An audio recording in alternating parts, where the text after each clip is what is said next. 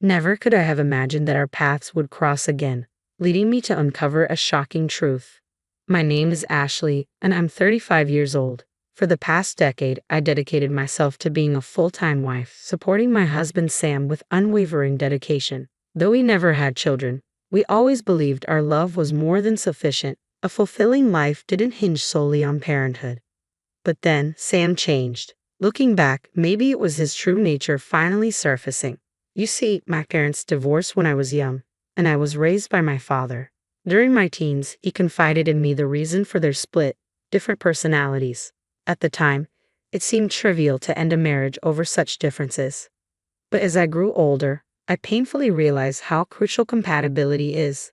This reality hit harder when my father tragically died in a car accident last year. My father, a craftsman at heart, ran a successful construction business until his last days. Even at 70, he was revered for his skills, especially in building churches without nails, a technique admired by his clients and community alike. He would always cook for me after work with his dexterous hands, nurturing me with love and care. He often said, "What's important is not what you get in return from others, but how much joy you can give to them." I strived to live by his words, devoting myself to Sam. However, after my father's sudden death, Sam's demeanor changed drastically, revealing a side of him I had never seen before. Our conversations increasingly revolved around my father's inheritance. "With your dad's money, we can build our dream home," Sam would say, eyes gleaming with a newfound ambition. Yet I had never intended to use that money for anything other than our retirement savings. My father had worked tirelessly to leave us a secure future, not for us to squander it on immediate desires. I saw the way Sam looked at the inheritance with an almost desperate hunger, and found myself downplaying its value. "We can't afford to buy a house with that," I lied, hoping to preserve what my father had intended. Sam's reaction was unexpected. He seemed devastated, as if his world was crumbling. It was then I realized how much money could alter a person. I began to doubt if Sam had stayed with me solely for my father's inheritance. However, about 6 months later, on a weekend while I was doing chores and Sam was watching TV, he spoke up with an unusual seriousness. "Oh, I have something to tell you," he said, and for the first time since he proposed, his tone was grave. A chill ran down my spine as I sat across from him, watching a tear roll down his cheek. "What is it?" I asked, my voice catching.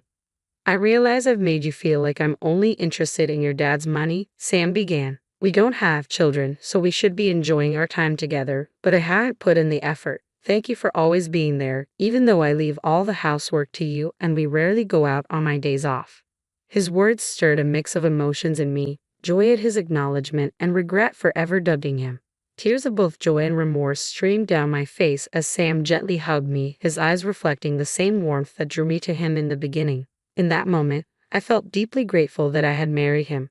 From then on, Sam changed his ways. Despite his fatigue after work, he started helping me with chores regularly. On his days off, he even experimented with cooking dishes he had never tried before. He took my occasional strictness in stride, and each time he overcame a new challenge, my heart swelled with pride. We began living each day as if we were newlyweds again. But then, 6 months later, things took an unexpected turn when a letter arrived in our mailbox. "Here, this letter was in the mailbox today. It's for you, Sam," I said, handing him the envelope. Carefully opening it with a pair of scissors, Sam exclaimed, "Wow, it's been 20 years since I graduated from high school. I've been invited several times, but I never went."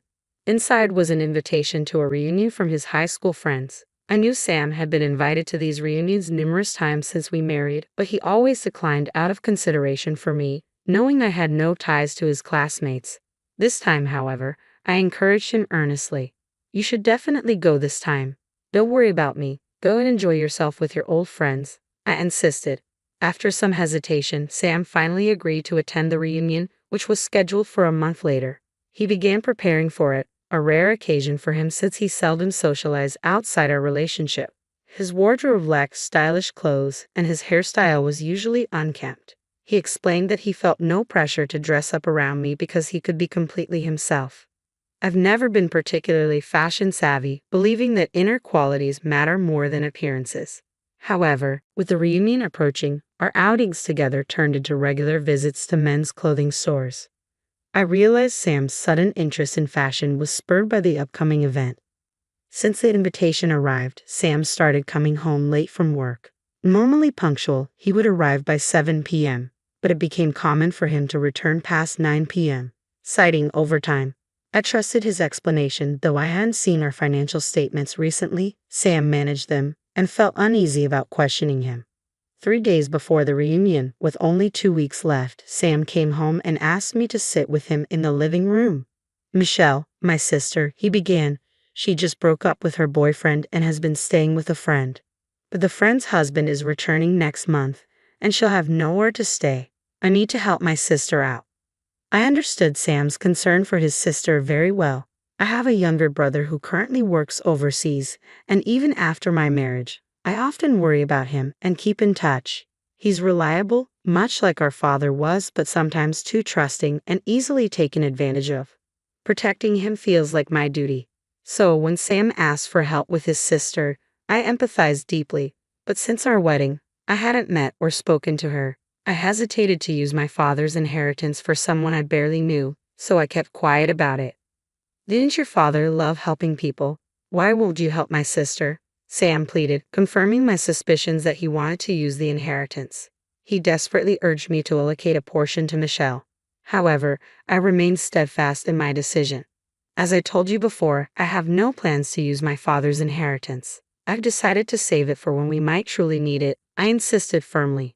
Sam muttered something and retreated to his room, avoiding me since then. We shared meals together, but conversation dwindled to a minimum. No matter how cheerful my attempts at conversation, a cold atmosphere lingered between us. 2 days later, I was browsing cakes in a pastry shop, hoping to lift Sam's spirits. It was then that I felt a familiar gaze and turned around. "Dear, is it you, Ashley?" stood my ex-boyfriend from middle school. Despite 2 decades apart, we recognized each other immediately, which brought a burst of laughter from me. We had lost touch after high school, and I had no idea what he'd been doing. Meeting him here, back in our hometown, was unexpected. After buying our cakes, we decided to catch up at a nearby cafe. "Ashley, you haven't changed a bit," he remarked with a smile.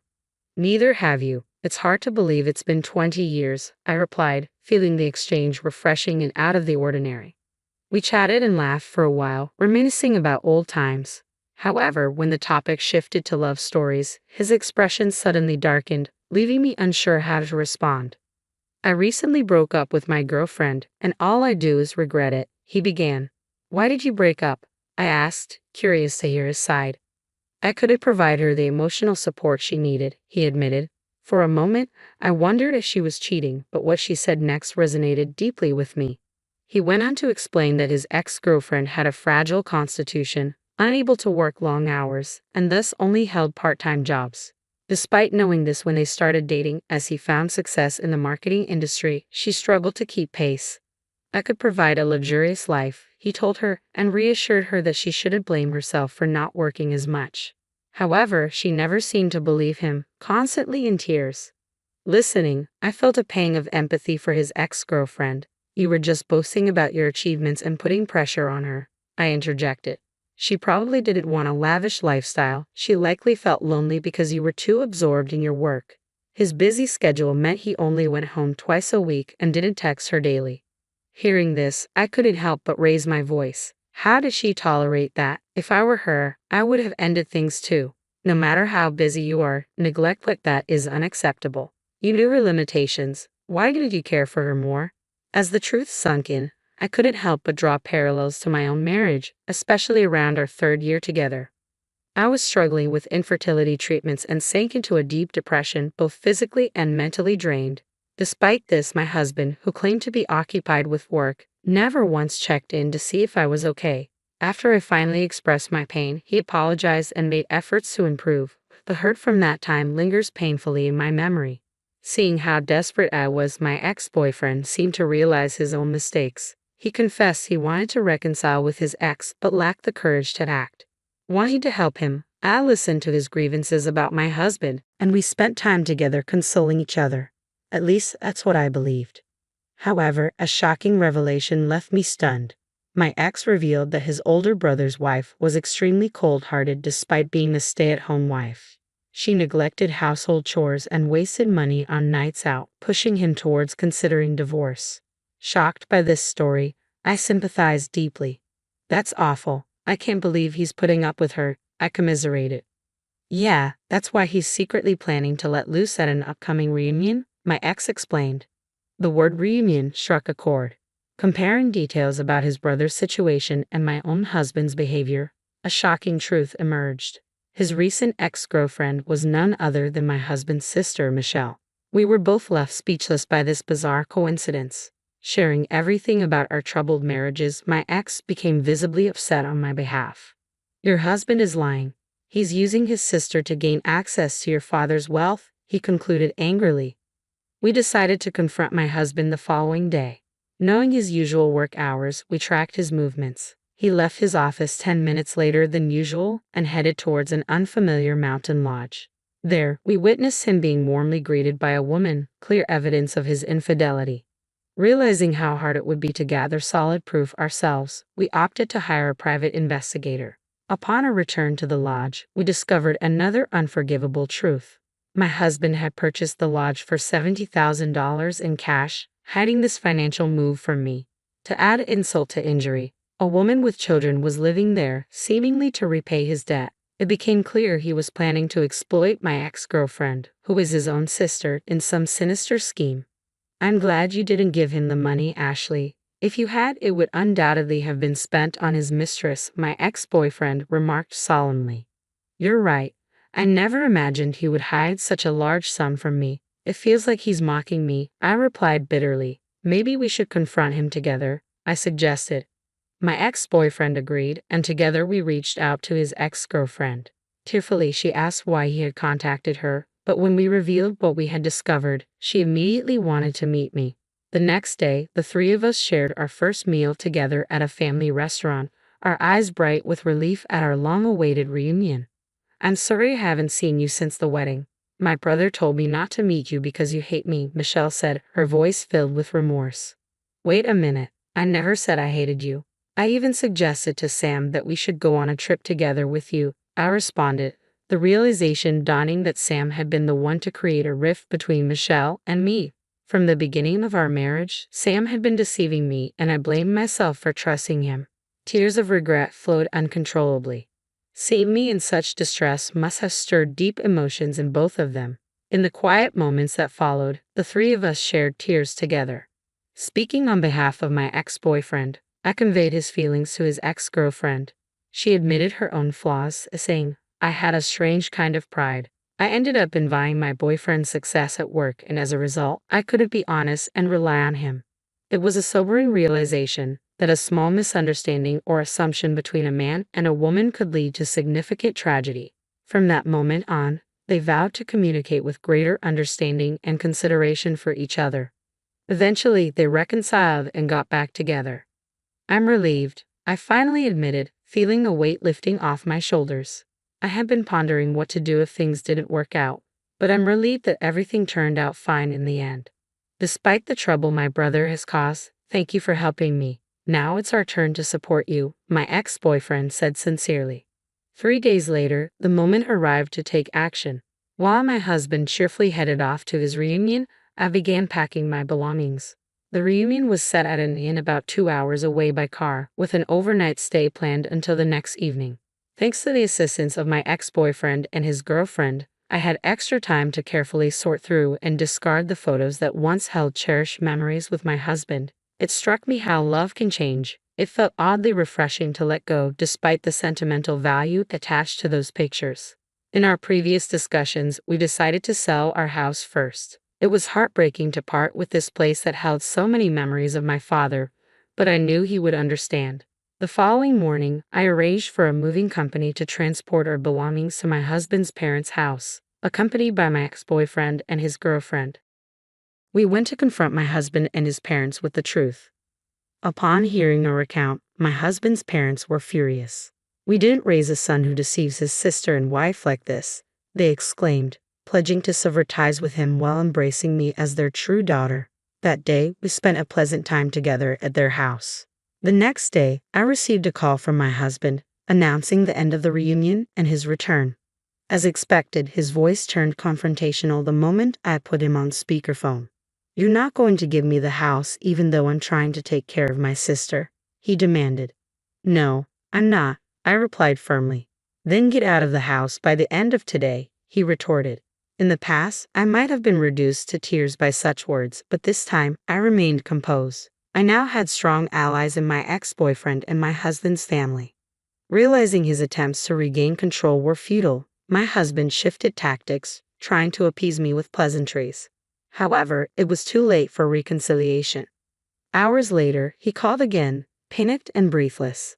Where did you go? There's only my stuff left. What's happening?